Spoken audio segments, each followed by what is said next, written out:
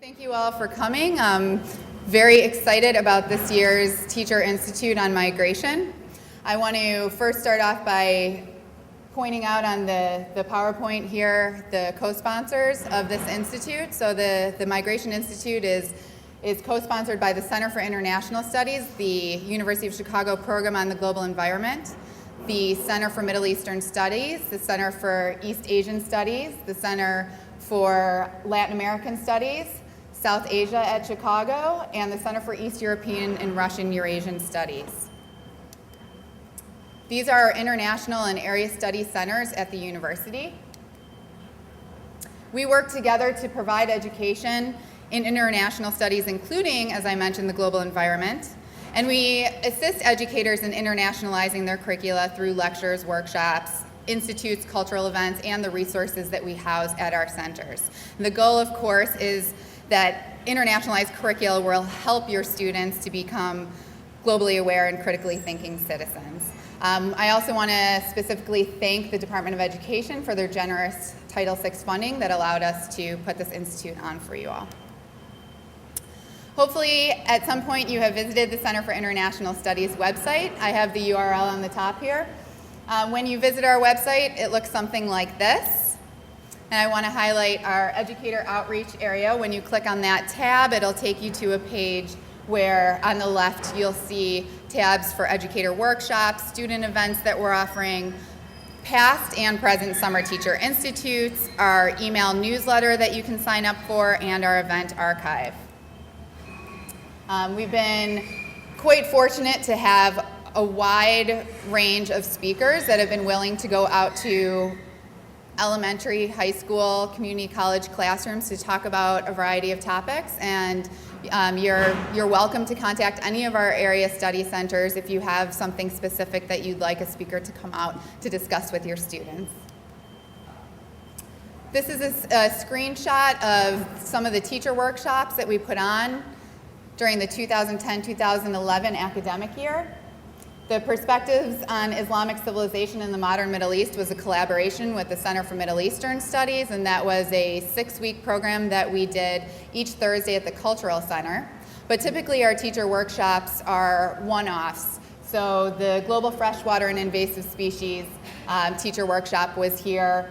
The Chicago International Education Conference is actually an annual conference that is primarily targeted to CPS teachers, but definitely K through 12 teachers. And if anyone is interested in that, that happens each fall on the University of Chicago campus. So that will be happening the first professional development day on the CPS calendar this September. And then I will also point to the Ukrainian History, Art, and Cultures Around the World teacher workshop, which has become an annual teacher workshop that we put on at the Ukrainian National Museum and the Ukrainian Institute of Modern Art in Ukrainian Village. And it's just a really interesting way to get to know one of the ethnic museums in the city of Chicago. Each summer we do put on a Teacher Institute, and thank you for the people that have come back again for the Migration Institute. Last year we hosted an institute on water, and I hope that some of you, if you are covering topics that related to global water issues, that you visit that website. We do have all the videos and resources, suggested resources from the speakers are still posted online, as well as additional links and lessons, and at least a dozen K through 12 lesson plans, many of which can certainly be adapted to higher education classes. Before I go on, I want to mention that in addition to our Water Institute that we hosted last year, the year before that we hosted a Teacher Institute on understanding the global economy, and the year before that it was on climate change. And all of those resources are free for you to use. Please share them with colleagues and friends and anyone else you think may be interested. The Center for International Studies hosts the World Beyond the Headlines lecture series. Most of these are held on the University of Chicago campus from 6 to 7:30 p.m. Really, parking is much, much easier at 6 p.m. There's plenty of free parking. And they're held in different buildings around the university. Occasionally we do host one of the World Beyond the Headlines at the Shedd Aquarium or possibly the Field Museum, but mostly they're here. And they're hosting globally recognized academics, political leaders, artists, and we're bringing them into the university for people to hear about perhaps a new study that was done, a new book that was written, or just it's the world beyond the headlines. So a topic that you maybe aren't hearing about on a regular basis in the news. So you can download past Center for International Studies and the other Area Studies Center events that are recorded, like this institute that's being recorded right now, on the Kiasmos website of the university. So this is a multimedia resource. The website there is kiasmos.uchicago.edu. It's a pretty long acronym, the University of Chicago's International and Area Studies Multimedia Outreach Source. And you can scroll down those. The website? I'll just leave it up for a minute. Yeah.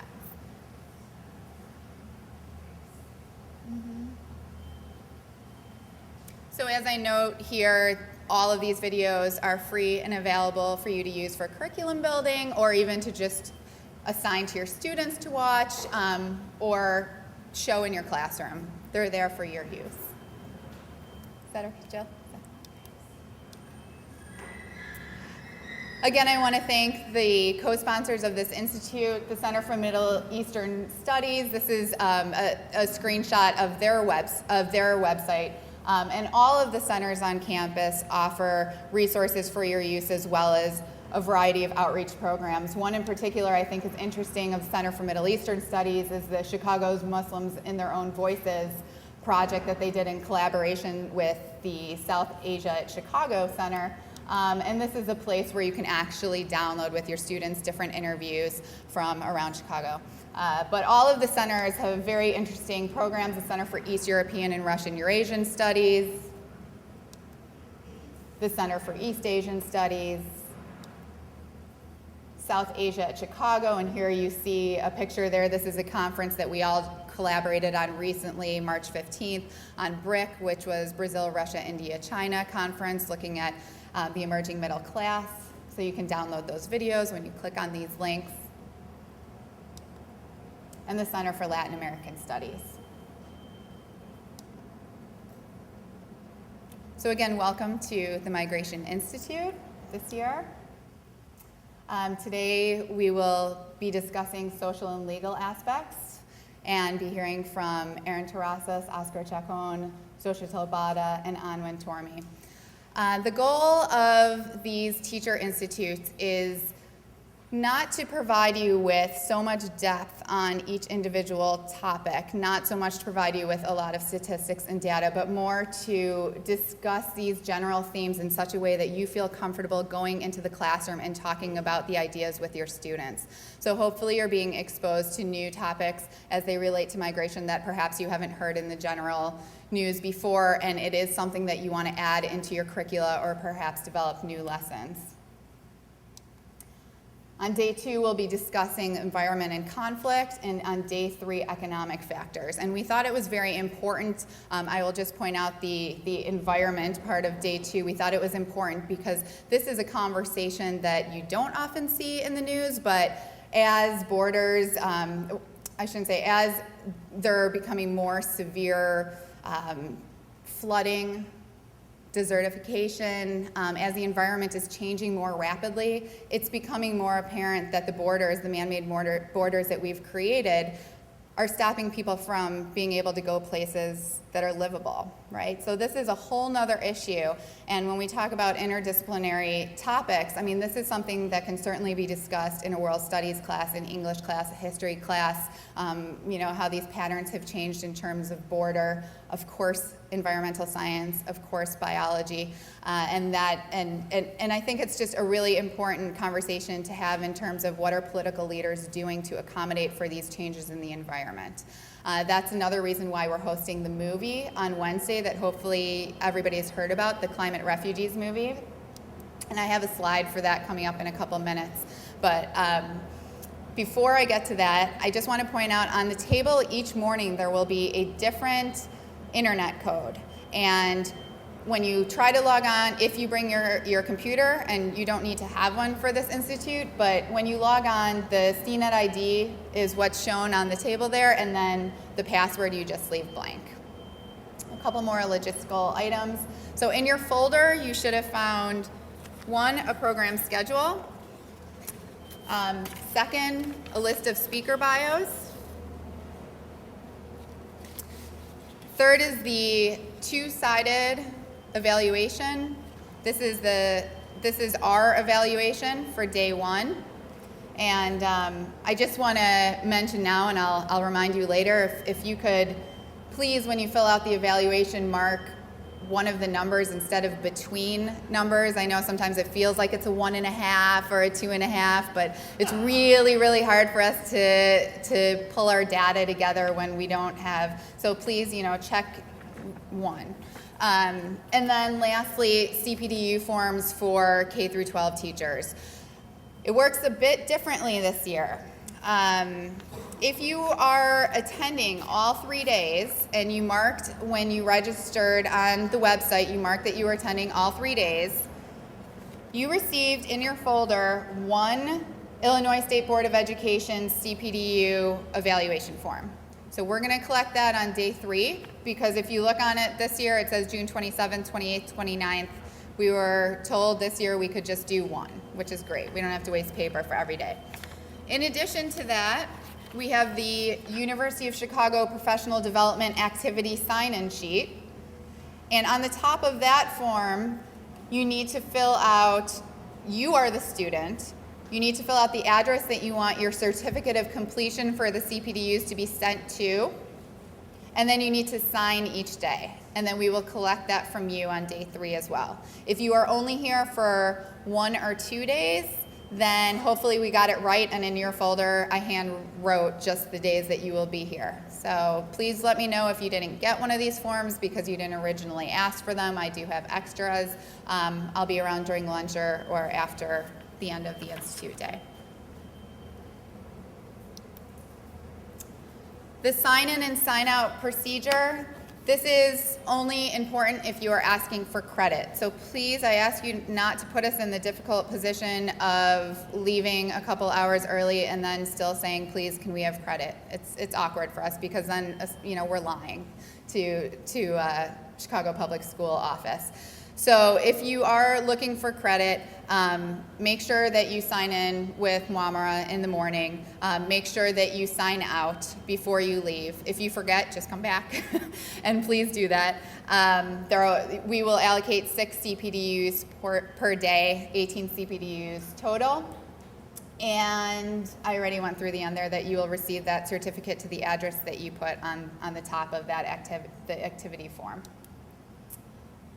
If you are looking to receive a lane credit, you must attend all 3 days, full days. You must sign in and out all 3 days. And then we're asking that you develop one lesson plan that is turned in, emailed to me by July 18th. And hopefully everybody has my email address because I sent you a thank you for registering email. But if you don't, feel free to ask me for it and I'll send it to you again. It's also on the website.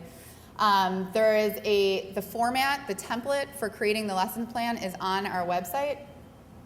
And then lastly, I'll just point out in the back there, Gregory Smith, who's here with Chicago Public Schools. So if you are a Chicago Public School teacher, I would be thrilled if Gregory would handle the questions on the evaluation for CPS University. So Gregory will be here with us all 3 days. When you go on our website, here was the resource tab, and then you have 3 options. The Institute videos and resources, additional links that our staff created for you or found for you, and then the K through 12 lessons. So right now when you click on K through 12 lessons, there's only 2 things there. And one of the 2 things is this lesson plan format. And when you click on the lesson plan format, you're actually going to be able to download this Word document that you'll be able to just, take out what I have written there and type in whatever you're creating. And it should be pretty self-explanatory.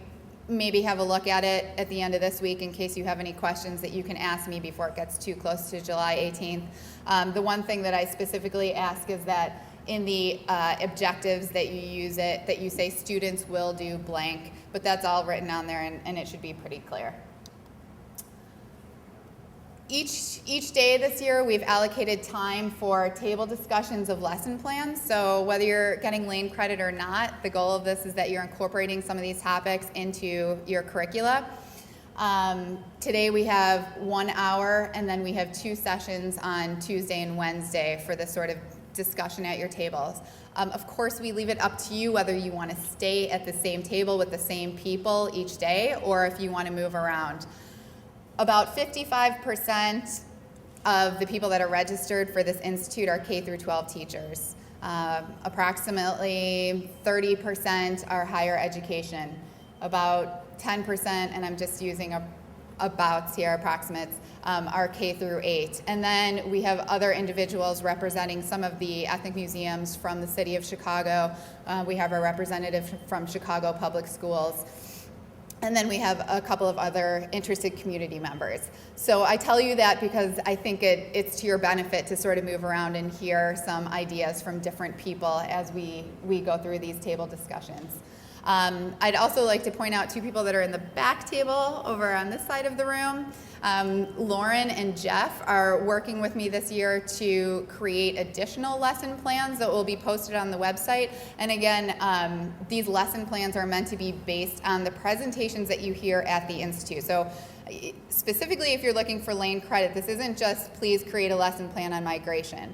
We want it to really relate to a presentation that you heard, and you're encouraged to use information from the PowerPoint presentations, because those will be posted on the website. You can use some of those slides. You know, we just want you to, of course, cite the presenter or the source that they got that information from. But Lauren and Jeff are here. If you have suggestions for lessons and you're not creating one, feel free to share those ideas with them over the next 3 days, and or share them with me or any of the other staff members.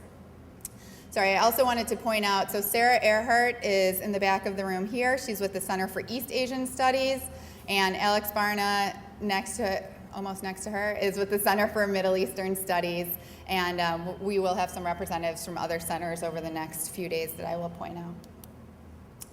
Okay, so, big question, right? While you're listening to the talks given over the next 3 days, how are you going to use the information presented to educate others? So these are some of the questions I thought of that you might want to be considering. What are the main points discussed that you would like to include in your teaching next year? Where in your existing curricula will you incorporate which themes and topics? Will you create any new lesson plans or units based on these themes? And then the suggestion to, of course, take notes of concepts, but then, you know, as long as you're here, take advantage of the time to think about what are the key words, what are those overarching or essential questions and problems that you might ask your students to consider.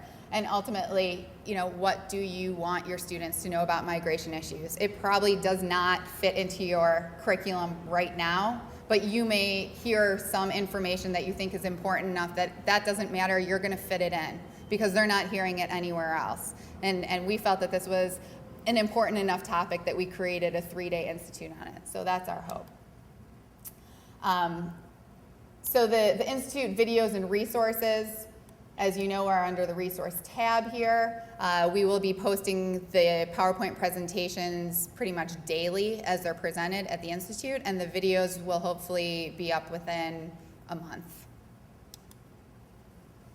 The resources and additional links, these are just a list of different websites and other resources that our staff found. And I know we're a little bit behind schedule, but these are a few websites that I thought were particularly helpful in allowing students to visualize trends. So one is, these first ones are from New York Times. These are all in that additional link, but I wanted to show you. So this was percentage of each country that is foreign-born migrants. And of course, you can have a look at this later. It's kind of hard to see from that far away, but it's showing increases or decrease or staying the same between 1990 and 2010, okay, for many different countries or territories. The next one this is one of my favorite. This link is also up there for you to look at. So it says nearly 190 million people, about 3% of the world's population, lived outside their country of birth in 2005. This is a look at the flow of people around the globe. So there's these different tabs. This is the net flow, and when you scroll over here, you see you can actually see whether more people are coming in or more are leaving. And then the key over here is 1 million for that size circle. You can also see the share of total migrants, of the world's migrants, so 20%, the US, of the world's migrants. The share of the local population, migrants as a percentage of each country's population. So about 13%, and again, this is 2005, so I think we're at about 14% now. Money sent home by migrants, how much is being sent home? Okay, so about 25 billion. But then I think, I'm just pointing out Mexico because, for example, I think a lot of people are surprised when you think about money sent home as a share of GDP. You only have about 3% in Mexico. So what's going on there, right? The money is going directly into the home to pay for maybe schooling or uniforms or whatever else it is, but it's not contributing to the GDP. So I think this is really helpful for your students to be visualizing these trends, and you could probably do a lot with them. For the younger kids, you can even have them graph some of this data. So I like that website a lot. And then the Jason DeParle did a series on border crossing in New York Times, and these have really short, like 2-minute audio slideshows that go along, and the articles are really, I think 7th grade and up could read them, and then it's up to you how you take that information with your older students.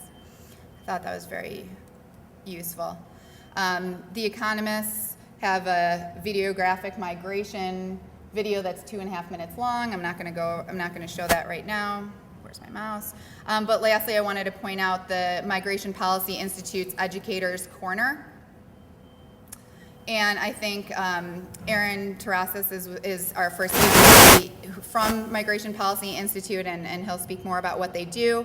But I think this website is just really fantastic for, again, helping your students to visualize the information with graphs, comparison charts, their feature stories, and then archive of past articles.